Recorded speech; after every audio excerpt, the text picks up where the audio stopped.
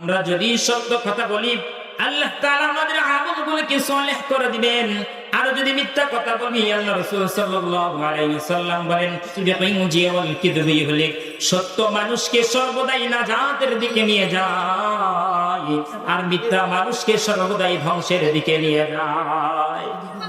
আমি যদি সত্যবাদী হয়ে যাই, দুনিয়ার ভিতর যদি সর্বদাই যদি আমি ধ্বংসের ভিতর থাকি, সর্বদাই যদি ক্ষতির ভিতর থাকি, আমি সত্য কথা বলার পরে তারপরও কিয়ামতের দিন আল্লাহ তাআলা আমাকে জান্নাতের রাস্তা আমাকে দেখায়া দিবেন, দেখায়া দিবেন।